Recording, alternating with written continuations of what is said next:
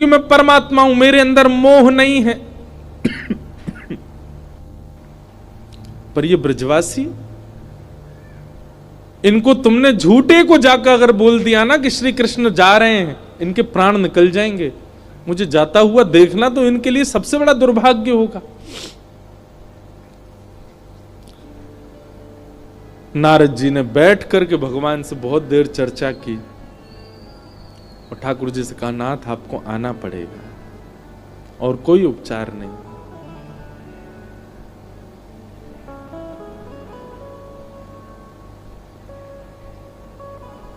अक्रूर जी महाराज वृंदावन आए और वृंदावन आकर के नंद बाबा यशोदा मैया से कही, कंस ने एक धनुर्यज्ञ किया है और उस धनुर्यज्ञ में आपके दोनों पुत्रों को आमंत्रित किया है।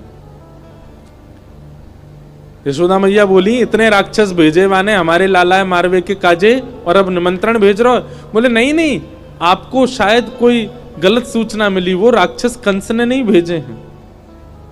कंस तो इन दोनों को सम्मानित करना चाहते हैं। हमने सुना कुछ दिन पहले बहुत जोर की बारिश हुई तो इन्होंने गिरिराज जी उठा लिए थे, सब आप सबकी रक्षा की। तब से महाराज कंस के नित्य मन में चलता है कि कृष्ण बलराम दोनों आवे और उनको मैं सम्मानित करूं। सम्मान देने वाला कभी राक्षस भेज सकता है? सबके मन में तो विश्वास हो ही नहीं रहा था कंस की बातों पर ठाकुर जी ने मन बनाया कि अगर मैं नहीं बोला तो ये सब तो भेजेंगे ही नहीं। ठाकुर जी अपना रूप बदल के, रंग बदल के और थोड़ा भाव बदल करके सब ब्रजवासियों के बीच में आके बोले, ठीक है भैया, तुम सबरे ब्रजवासी बड़े मतलबी हो।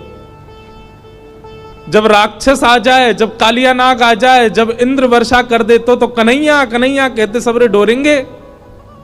लेकिन आज एक राजा हमको सम्मान देना चाह रहे हो तो तुम सब चाहो नहीं हो कि हमें सम्मान मिले? इस बात को सुन के सब ब्रजवासी मौन हो गए। ठाकुर जी ने पत्थर रख के ये बात कही।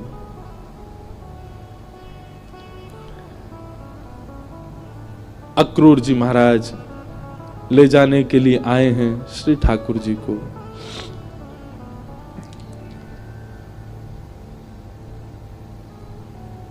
गोपियां, गोप ग्वाल, ब्रज के सब ब्रजवासी मन ही मन विचार कर रहे हैं और विधाता से प्रार्थना कर रहे हैं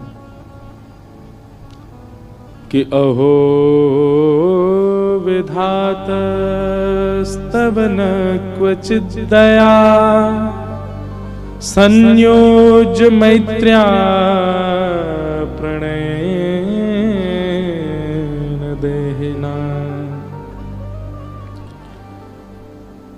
अरे विधाता, तेरे अंदर दया नाम की चीज नहीं है क्या? कहां श्री कृष्ण को हमारा प्रेमी बना दिया, कहां हम सबके चित्त में उनके प्रति इतना प्रगाढ़ प्रेम प्रकट करा दिया। और जब हम सबके चित्त में प्रेम आ गया, आज मिलने का समय आया, अब उनके संग रहने का समय आया, उनके संग अब लीला करने का समय आया, तो तू उनको हमसे दूर कर रहा है। सब ब्रजवासी मौन हो गए, बोल कुछ नहीं रहे, क्योंकि ठाकुर जी ने ऐसी बात कह दी है कि कुछ कहें तो कहीं ठाकुर जी यूं नहीं समझ लें कि ये सब हमारे शुभ चिंतक नहीं है।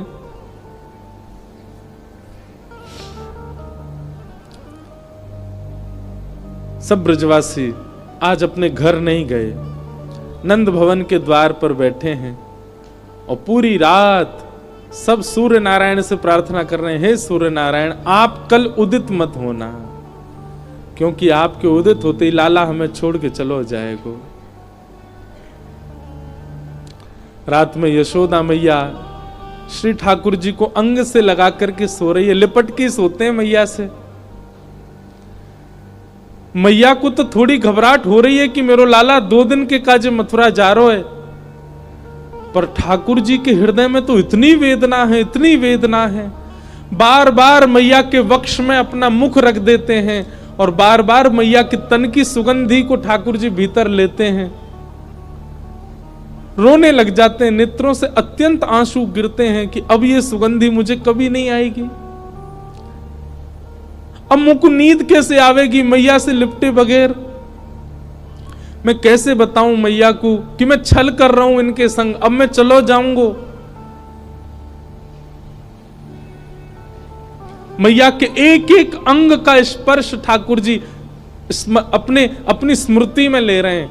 मैया के हाथ कैसे हैं, मैया को वक्ष कैसे हो, मैया को मुख कैसे हो, मैया को पेट कैसे हो, मैया के चरण कैसे, ताकि जब जब याद आवेगी मथुरा जावे के बाद तब तब अपने हाथन को स्पर्श करके स्मरण कर ले करूंगा।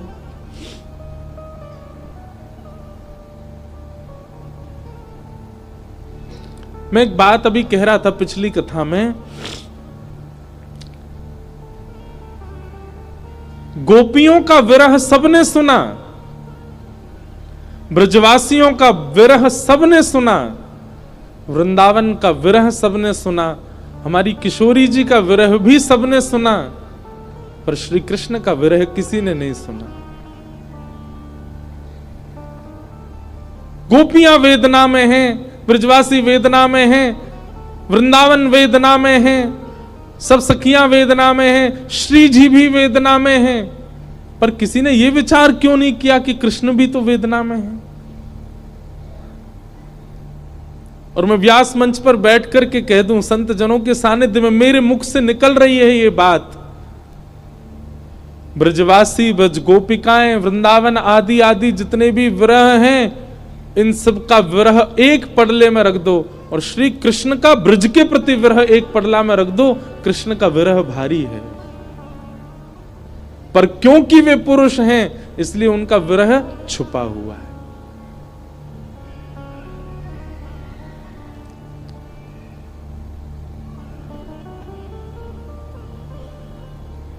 ठाकुर जी कैसे संभाल रहे हैं बंधुओं, देखो, पीड़ा चित्त में होना और वही पीड़ा मुख पे आ जाना ये एक सामान्य विरह है, पर पीड़ा चित्त में होना और मुख पे ना आने देना ये एक विशेष विरह है जो श्री कृष्ण का है।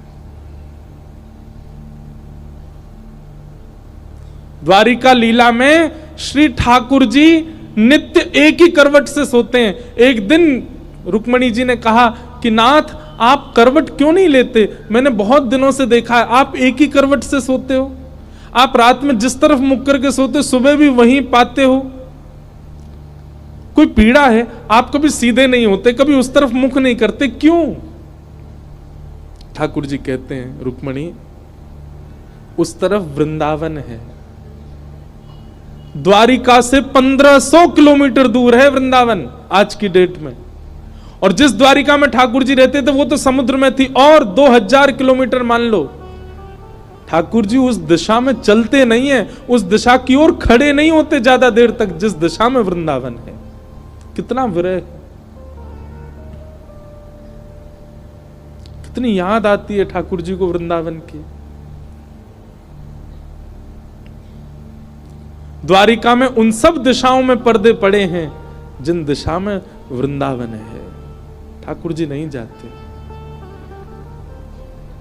सह लेते हैं। आज सुबह सुबह ठाकुर जी यशोदा मैया ते ही पहले उठ गए और उठ के स्वयं ही स्नान कर लिया। क्यों? क्योंकि अब मैया के ज्यादा स्नेह को मैं आस्वादन करूंगा तो मैं जा नहीं पाऊंगा। मैया उठी, आज आश्चर्यचकित है गई, बोले लाला तू नहा लियो? ठाकुर जी बोले हाँ मैया। तने अपने आप श्रृंगार कियो? अपनो श्रृंगार नहीं किया, ठाकुर जी ने केवल एक तिलक धारण किया है, एक माला पहनी है बस, और आज ज्यादा विशिष्ट श्रृंगार में नहीं है। बोले मैया मैं जल्दी जल्दी मथुरा जाऊंगा तो फिर जल्दी जल्दी आऊंगा ना, या हमारे मोह लगी, तू तो सो रही है तो सोंदा हूं, मैं जल्दी नहा लियो मैया।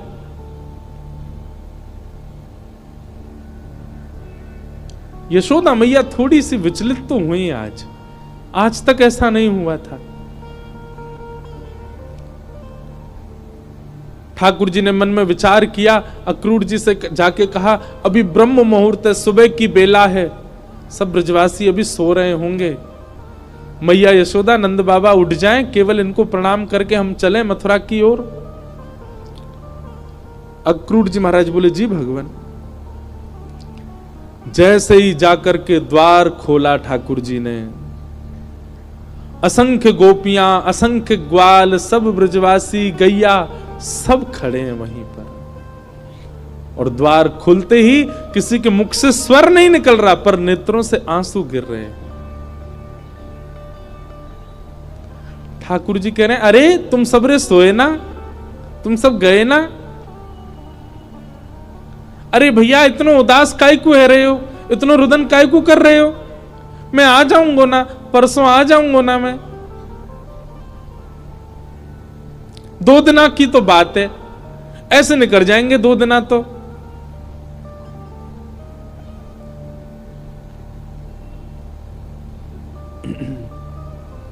देखे बिन कान्हा जब मन नाही माना, इन आंखों से आज हमने ब्रह्म पहचाना। कृष्ण चरण कमलों में मन को लगाना, इन गोपियों का ताना ये उल्हाना दर्शन का बहाना है। गोपियां बहाने बना बना करके आती हैं। घर में मक्खन धरोए फिर भी जबरदस्ती मक्खन लेवे जामे कि या बहाने कन्हैया दिख जाएगो। घर में गैया बंधी है, गोबर धरोए, पर गोबर लेवे के काजे जबरदस्ती नंद भवन में भीतर घुसे कि कन्हैया दिख जाएंगे। इन बहानों से श्री कृष्ण को नित्य देखने वाली गोपियां वो 2 दिन बिना कृष्ण के कैसे रहेंगी? भगवान के सखा मधुमंगल, श्री दामा, तन सुखा, मन सुखा, धन सुखा, सुबल, तोष सब एक कोने में बैठे। मधुमंगल आके बोले लाला तू जा तो 2 दिना को रहो, लेकिन तने एक बार भी विचार नहीं कियो ये श्री दामा ये सुबह उठते या को नियम है 11 वर्ष थे। भगवान के अधिकतर सखा सब ठाकुर जी से बड़े हैं उम्र में। हमारो नियम है 11 वर्ष थे। हम रोज सवेरे उठ करके आंख बंद करके पहले नंद भवन आमे, सबसे पहले 13 मुखमंडल देखें, वाके बाद जलपान करें लाला। तो देखे बगैर हमारे जल हलकते नीचे ना उतरे। और तू 2 दिना के काजे हमें छोड़ के जा रहा हो, हम कैसे जीवित रहेंगे? ठाकुर जी स्तब्ध हो रहे हैं, मौन हो रहे हैं। कहां समझाएं, अब शब्द नहीं है ठाकुर जी के पास। भगवान किशोरी जी के पास गए, चरणों में प्रणाम किया। राधे राधे। ये स्तुति ठाकुर जी ने ही गाई है, आज भी बरसाने में गाते हैं सब। ठाकुर जी गा रहे हैं राधे राधे करुणामयी कृष्ण प्यारी, मेरी सुधली जो श्री वृषभानु दुलारी, मेरी सुधली जो श्री वृषभानु दुलारी। हे श्यामा जी, आप तो सब जाने, इस विश्व के कल्याण के लिए, उद्धार के लिए मेरो ब्रज से जानो कितनो जरूरी है। आप तो सब जाने श्यामा जी, मुझको आज्ञा दो। हे मनोहारिणी रासेश्वरी रस रूपा, हे मनोहारिणी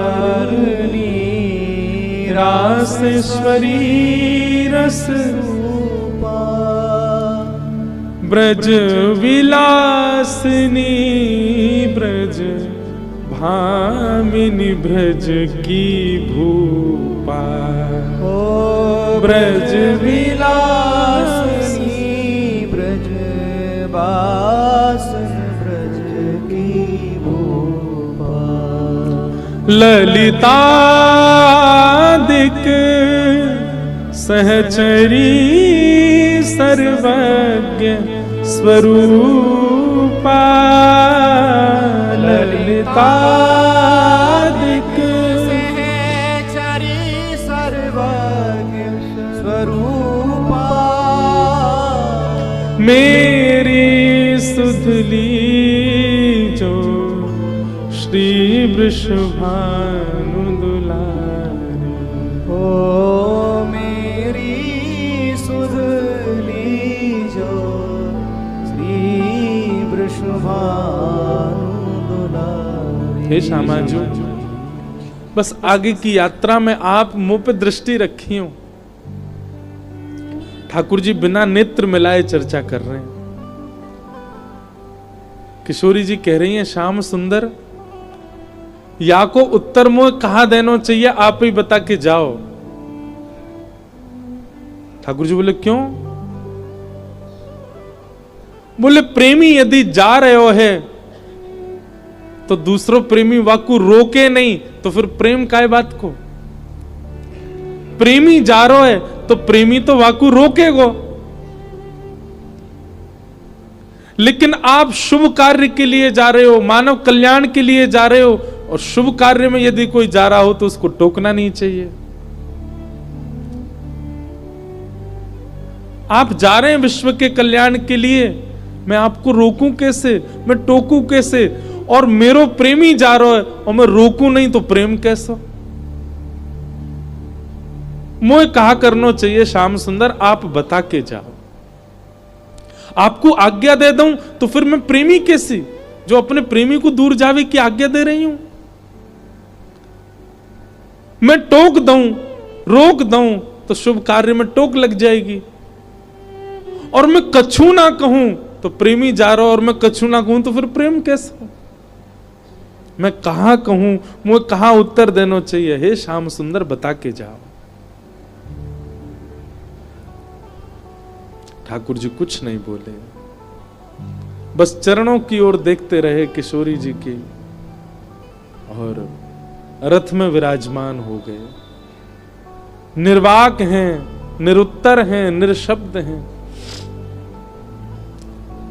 रथ जैसे ही आगे बढ़न लगो, सब ब्रजवासियों के नेत्र सजल हो गए।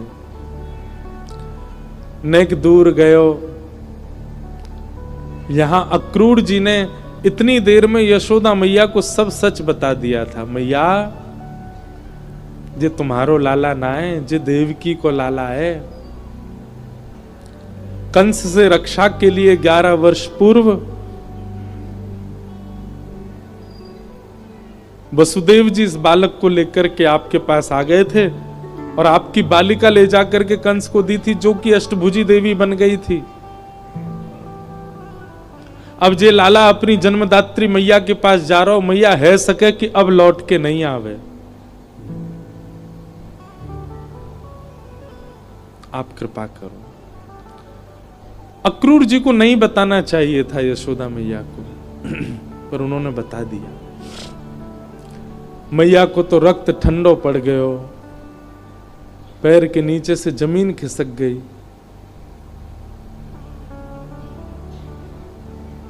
ठाकुर जी रथ में बैठ करके जैसे ही जाने लगे, थोड़ी देर बाद जब रथ के चाबुक की आवाज आई, रथ के पहियान की आवाज आई, तब मैया को होश आयो और निकल के भागी अपने भवन से। कान्हा रुक जा, अरे लाला रुक जा, कन्हैया नेक डट जा। मैया की आवाज सुनकर के श्री ठाकुर जी चलते रथ से कूद पड़े, दौड़ करके आए, मैया के अंग से लिपट गए। मैया तू काय को रो रही है? मैं आ रहा हूं ना, परसों आ जाऊंगा। मैया तू रोवे मत, ऐसे करेगी तो मैं किस जाऊंगा? लाला, मैया सर्वांगीण अंग का स्पर्श करती जा रही है ठाकुर जी के, और कह रही है लाला मोय जो पता ही तू गोपीन ते झूठ बोले, तू गालन ते झूठ बोले, सबन ते झूठ बोल ले, लेकिन आज तू मोते झूठ बोल रहा है। मुझको सब पता चल गई लाला, तू मेरो लाला ना है, तू तो देवकी को लाला है। कंस से रक्षा के काजे अक्रूर जी महाराज तो मेरे पास छोड़ गए, वसुदेव जी महाराज तो मेरे पास छोड़ गए।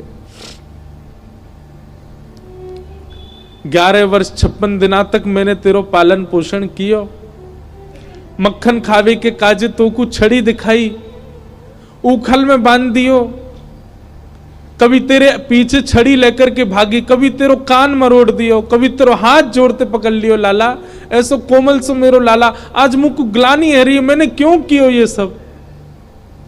नाय मैया तू मेरी मैया है, तू सब कर सके, तू को सबरो अधिकार है, तू अबई मोको मार ले मैया, तू को सब अधिकार है मैया, मैं तेरो ही तो हूं। लाला तेने बहुत प्रेम दियो मोको, तेने बहुत स्नेह दियो मोको, पर मैं इतनी निष्ठुर नहीं हूं कि एक मैया के प्रेमास्पद को हमेशा के लिए अपने पास रख लूंगी। मैं भी तो मां हूं, मैं भी तो समझूं कि बालक के बिछुड़वे को कष्ट कहा हुआ, आज समझ रही हूं।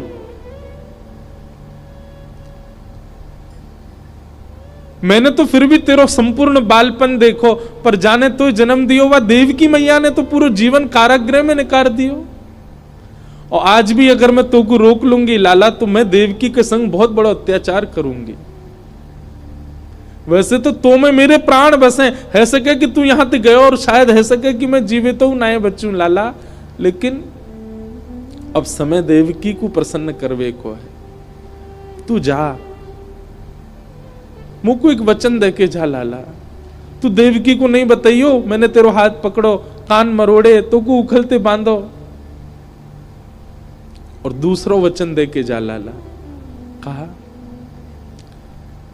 तो कुछ जब भी खबर पड़े कि यशोदा मरणासन अवस्था में है, वह समय आ जाइयो मेरे पास,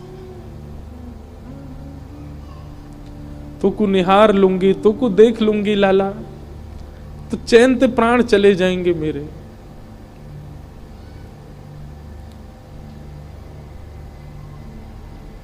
ठाकुर जी लिपट गए यशोदा मैया से, सब खड़े रो रहे हैं, अक्रूर जी तक रुदन कर रहे हैं जो ठाकुर जी को लेने आए।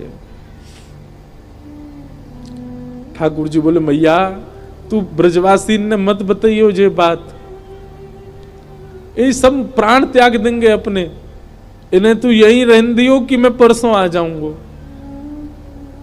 और मैया तू अपना ध्यान रखियो, मैं आ जाऊंगा जल्दी। चरणों में प्रणाम करके जैसे श्री कृष्ण मुड़े हैं रथ की ओर, यशोदा जी मूर्छित हो गए। ठाकुर जी ने गोद में भर लिया, सब ब्रजवासियों से कहा मैया को संभालो। सब ब्रजवासी संभालने लगे। बार बार ठाकुर जी मन में विचार करें मैं नहीं जाऊं, पर ब्रह्मांड दिखाई देवे, त्रिलोकी दिखाई देवे, द्वारिका दिखाई देवे, जीव उद्धार दिखाई देवे, हम मानवन को कल्याण दिखाई देवे, गीता को उपदेश दिखाई देवे, महाभारत को युद्ध दिखाई देवे, अर्जुन पे कृपा दिखाई देवे।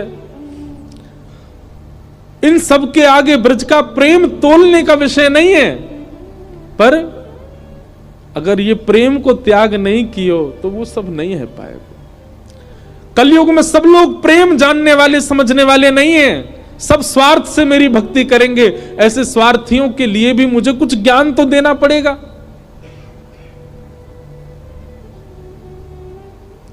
बंधु हमारे ब्रज के ब्रजवासी पता है क्या कहते हैं? कन्हैया की हिम्मत नहीं कि ब्रज छोड़ के चले जाएं, तो मानव कल्याण जीव उद्धार की बात जब ब्रजवासियों को पता चली कि कन्हैया के जावेते जीव उद्धार होएगो, तो ब्रजवासी ने अपने अश्रु जल को संकल्प करके पूरे विश्व के कल्याण के लिए श्री कृष्ण रूपी हृदय को दान कर दियो। जैसे दान किया जाए अपनी बहुमूल्य वस्तु को, ऐसी ब्रजवासी ने अपने अश्रु जल को हाथ में लेकर के पूरे विश्व के कल्याण के लिए कि जाओ पूरा विश्व अपना कल्याण कर लो, इनकी वाणी सुन के, इनकी लीला सुन के, इनके वचन सुन करके सब लोग तृप्त है जाओ, वैकुंठ और स्वर्ग के गामी बन जाओ। वैसे तो हमारे प्राण बसे इनमें, पर इनके जावे से यदि सबको कल्याण है जाए तो हम सब इनको भेज नहीं रहे हैं, इनको दान कर रहे हैं आप सबन के उद्धार के लिए। ब्रजवासियों ने दान किया है श्री कृष्ण का विश्व को, नहीं तो कृष्ण हिल नहीं सकते वृंदावन से बिना ब्रजवासियों की इच्छा से।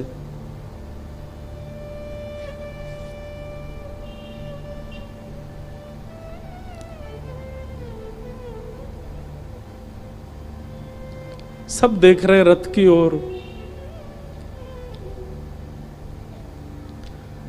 मधुमंगल श्रीदामा चर्चा कर रहे हैं, बोले सुन देखियो लाला अभी आवेगो वापस, वो हमारे बिना रह ही ना पावेगो। इतनो स्नेह इतनो प्रेम जो वाकू दे दियो जा ही ना पावेगो।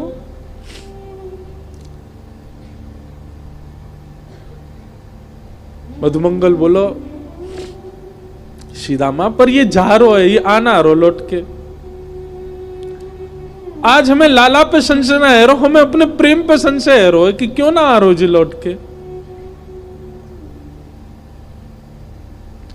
रथ दिखता रहा खड़े रहे, ध्वजा दिखती रही खड़े रहे, और जैसे ही रथ दिखना बंद हुआ, ध्वजा दिखनी बंद हुई, नहीं आए ठाकुर जी लौट के। असंख्य ब्रजवासी वहीं मूर्छित हो गए ठाकुर जी को बिना देखे। नंद बाबा बोले अरे मधुमंगल श्रीदामा, ए भैया ये कहा कर रहे हो, देख परसों आ जाएगा लाला, ये देख सब मूर्छित है गए, जल्दी जा संभालो। सब ब्रजवासी इनको लगायो, कोई जल लेके आ रहा हो, कोई जल पान करा रहा है, गोपी इनको ले ले करके घर की ओर भाग रहे हैं। ऐसी विरह वेदना सबके चित्त में है रही है।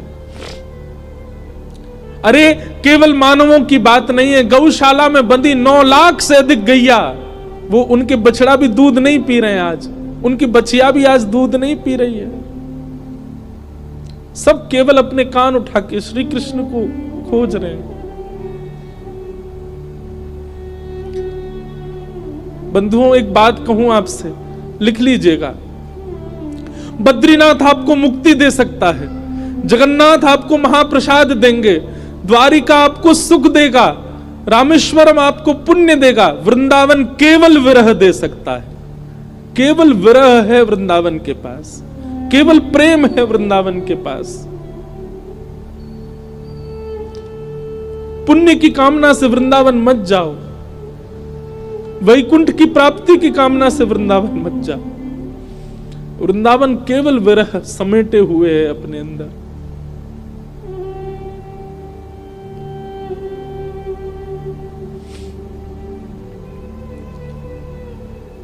हमारे ब्रज में कहते हैं वृंदावनम परित्यज्य पाद मेकम न गच्छति। श्री ठाकुर जी वृंदावन छोड़ के एक पग भी बाहर नहीं रखते।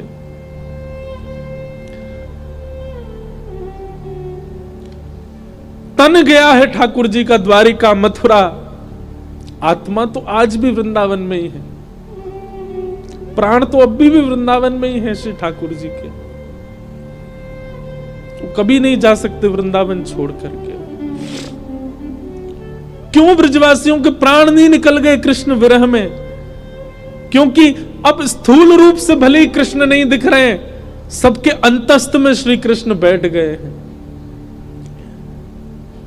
गोपियां नेत्र बंद करके अपने अंतस्थ में ही अनुभव कर रही हैं। ऐसा लगता है कृष्ण छू रहे हैं, पर आंख खोल के देखती हैं तो है नहीं।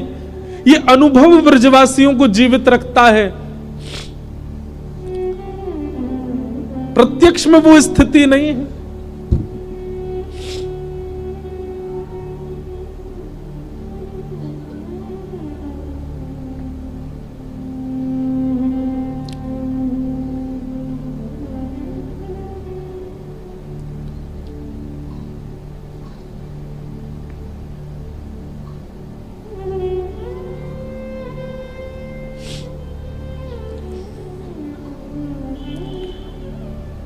ठाकुर जी मथुरा पहुंचे।